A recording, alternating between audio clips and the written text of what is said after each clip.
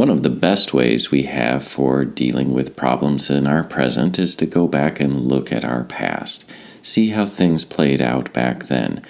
And what I want to look at today is the political abuse of psychiatry in the Soviet Union. Those of you that support the authoritarian left and the centralization of power in the hands of a few may want to look at how that's played out in the past.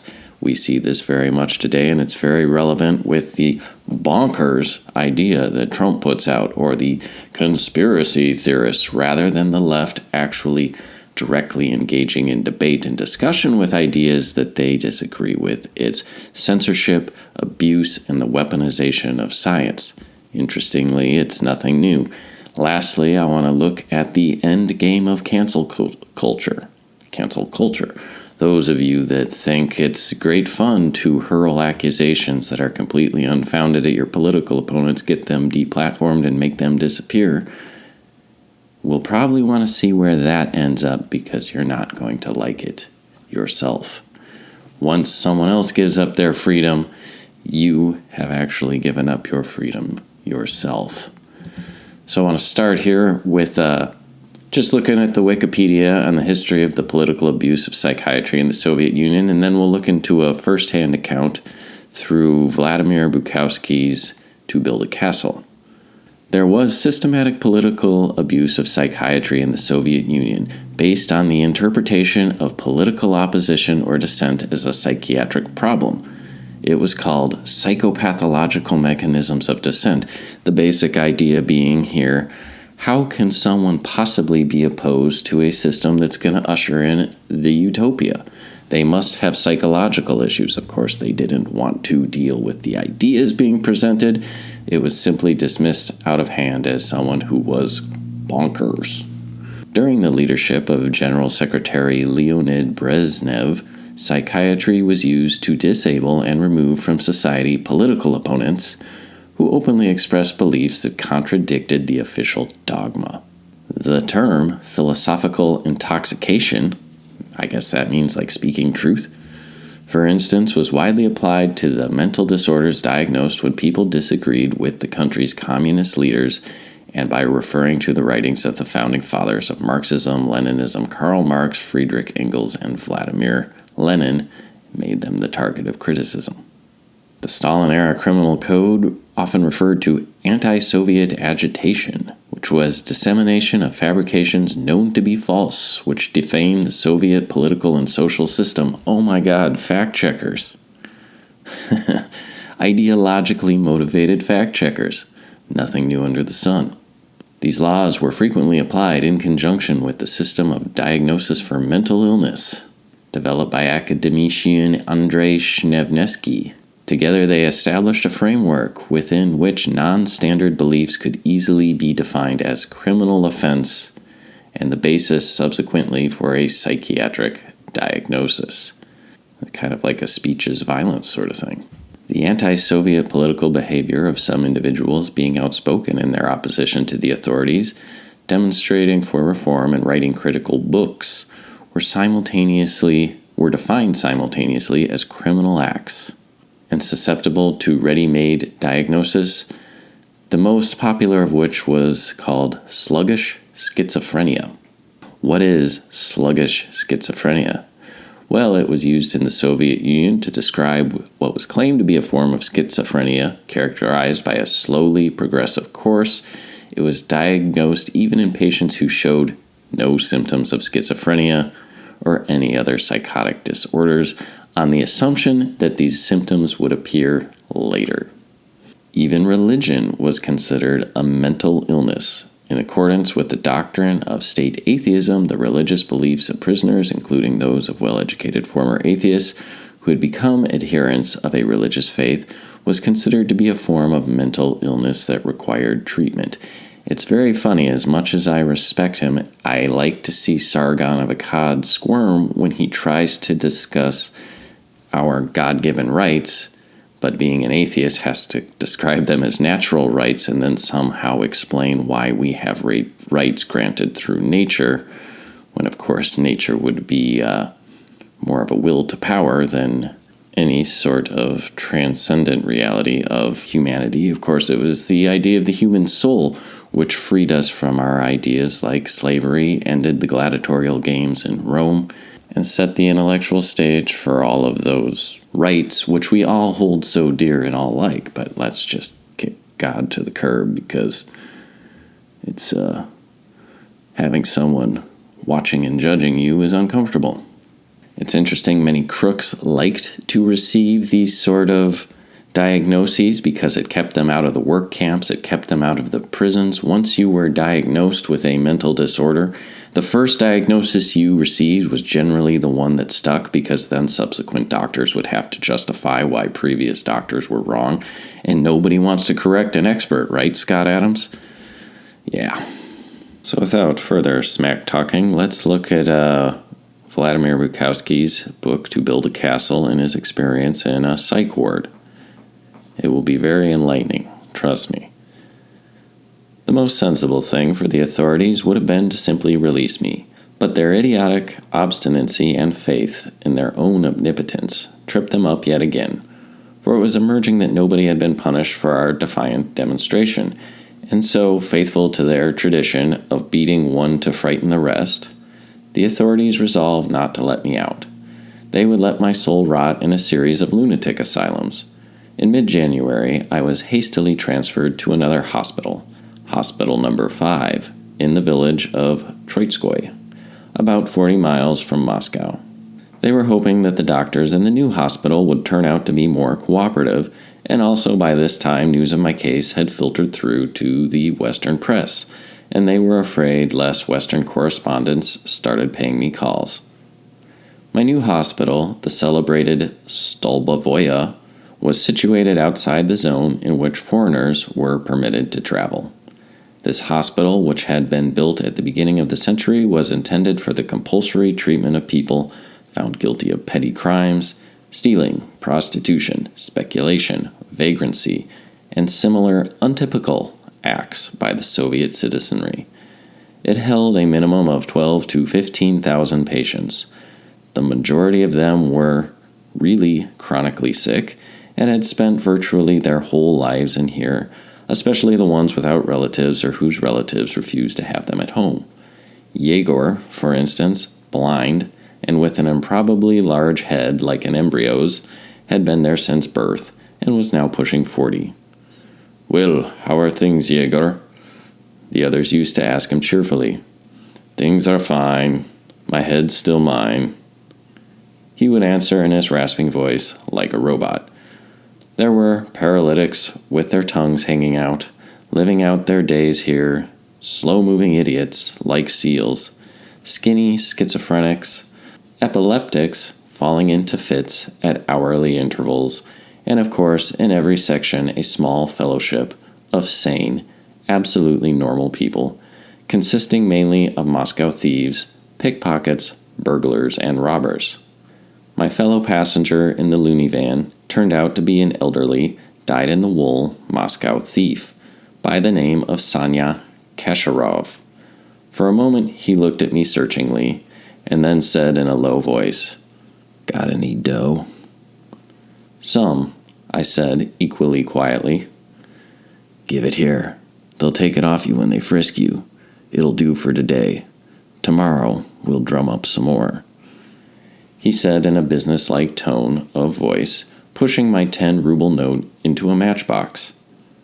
"I'm a good cobbler. They all know me there. We shan't go short of money." It was true. The moment we arrived and were taken to see the doctor in the reception office, she clasped her hands and exclaimed, "Ah, Sanya, you're back again. Listen, I've got some heels that need mending. They're new shoes. I've only just bought them. Will you be staying long? Where do you want to go? 4B again?"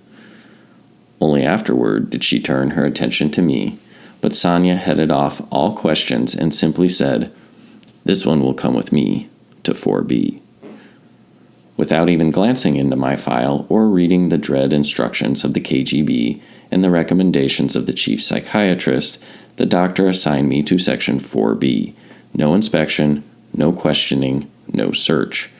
That's what it means to make friends with a good cobbler. Okay, Sonya, I'll call in this evening when I come off duty. I'll bring the shoes with me. All right? She called after us as we left. It was the same in the section. We had barely arrived when the nurses clustered around Sonya as if he were a long-awaited guest and vied with one another to tell about their felt boots, their shoes, their soles, and their high heels.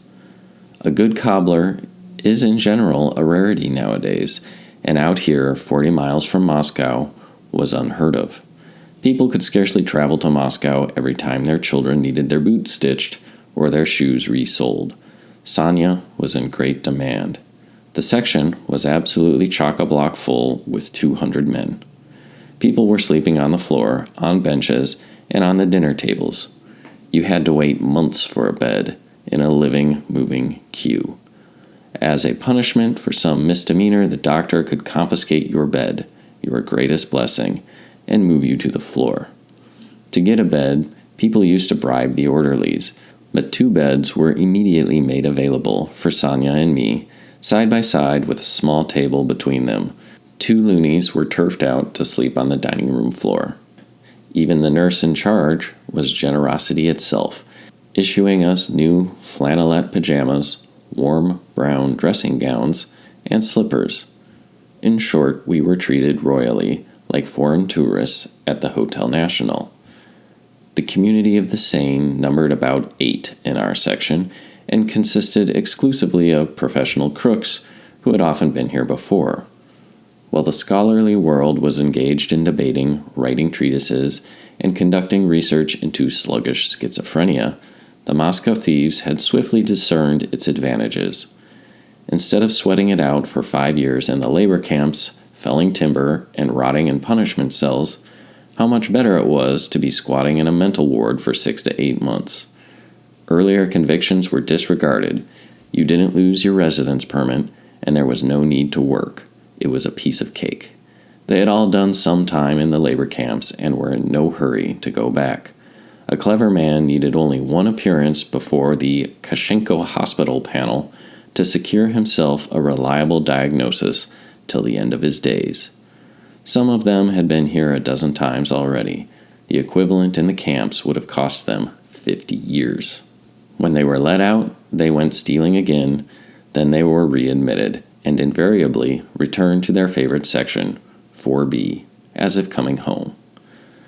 Thus the atmosphere in the section was that of a den of thieves. There was no need to ask the orderlies to bring vodka. They themselves volunteered to run and fetch it. A glass went to the orderly, and the rest to you, as long as there was money. On the first evening, Sonya and I put my 10 rubles into circulation. I was so unused to vodka that after a couple of glasses I was completely pickled, but the orderlies gently put me to bed so that the duty doctor wouldn't notice me when doing his rounds, and then ran to the shop for a further supply. And so it went on every day. In the morning we got over our hangovers, at lunchtime we drank, and in the evening time we got sloshed. One day we drank ourselves under the table. Nobody had any money left, not even the orderlies, and nobody would lend us anything anymore. What were we to do? At this point, one pickpocket said to the orderlies, "Let me out, just for an hour. I'll take the bus to the station and back, and then we'll have some dough." No sooner said than done. He was dressed up in normal clothes, and an orderly went with him just in case to cover up if he was caught. "Don't worry, it's just a lunatic I'm taking to the hospital." It worked, and an hour or so later they came back with 25 rubles, and off we went. My companion, Sonya the cobbler, once complained to me that he never seemed to be able to give up drinking. Being a cobbler, it was difficult for him not to drink. Wherever you got a job outside, they all drank like fish. How could you resist it? He had thought of laying off in here. What a hope. And it was when drunk that he had been caught picking somebody's pocket, an episode of which he was thoroughly ashamed. His real specialty was burglary. It would have cost nothing at all to run away from here, or rather it cost exactly 30 rubles. If you paid this to the orderly, he would bow you out of the door and even take you to the bus stop. One day, a legless man even got away on his crutches. Of course, the doctors couldn't possibly not have known what was going on. From time to time, the duty doctor would come across someone drunk, and then as a form of punishment, have him transferred to the section for violent patients to Dr. Podsniakov, who was renowned for his sadism. Podsniakov had two favorite devices, 3 on 5 and the riding breeches. 3 on 5 was 3 injections of 5 cc of sulfazine, 2 in the buttocks and 1 under the shoulder blade. After this, the feverish victim felt as if he were being crucified and was unable to move hand or foot for the pain. The riding breeches was a procedure for pumping the thighs full of saline solution so that they swelled up until they looked exactly like riding breeches. The pain was hellish and it was impossible to walk. But not even the threat of savage punishments like these could restrain my underworld friends from getting smashed, though on the whole they were rarely caught. None of the orderlies or nurses had an interest in that happening, and they always hid the patients when they were drunk. For the rest, the doctors pretended they knew nothing. They were all part of the same vicious circle. The service personnel robbed the hospital of everything they could carry away, especially food. The supplies were plundered so mercilessly that it would have been impossible for the patients to live off the hospital food, and most of us ate what we got from home. Luckily, there were no restrictions on food parcels, and the available food was simply given to the ones with no families outside. The whole village of Troitskoye lived off the hospital too, and regarded it as a source of supplementary income. During the day, the loonies were chased into the corridor, and the sane patients gathered in the dining room, where there was a television set and where we played cards and drank. Practically no attention at all was paid to the loonies, except when some comical madman wandered in and some fun was to be had from teasing him. I immediately made inquiries, of course, about the possibility of obtaining a radio. This turned out to be extremely easy to arrange. In one of the other sections, they had combined a television set and a radio, and the orderlies swiftly agreed to swap it for our television set. Every morning when we sat down to breakfast, I tuned into the BBC while the idiots gulped down their gruel, the epileptics writhed in convulsions, and the schizophrenics sat motionless over their bowls, staring unseeing into space. We listened to the news from London, letters and protests over the Seinvasky Daniel case, a transcript of the trial itself, Tarsus's interviews and statements in London. My underworld friends simply shook their heads. The things that go on. But they began listening with particular interest after my name also came up a few times. From then on, I no longer needed to worry about switching it on in time. The orderlies did it for me, and we all stopped talking. So there you have a symbolic picture of our glorious motherland, an enormous madhouse where everything is looted down to the last rotten spud, where the whole shebang is run by a handful of the sane, where even they are drunken crooks who prefer to disguise themselves as schizophrenics, and where they sit and listen to what London has to tell them about life in their homeland. How are things, Yegor? Things are fine. My head's still mine. And so there seems to be a lot, you can see the madhouse that leftist politics is turning our country into. And a lot of this relies on accusation culture or cancel culture, intimidating people, shutting them down preemptively, forcing them to bend the knee to the narrative, or else making an example of them. But this, too, will backfire. Let's look at this story that Vladimir Bukowski also tells that happens during a KGB interrogation. The implacable logic of terror is such that as it increases, it becomes uncontrollable and is usually turned against the terrorists themselves. No one had been safe from the bullet, having shot all their political opponents and class enemies. During the 1920s and 1930s, the communists under Stalin could not halt the momentum. Terror had become a weapon in the intra-party struggle and a weapon of repression without which the party could not live or rule.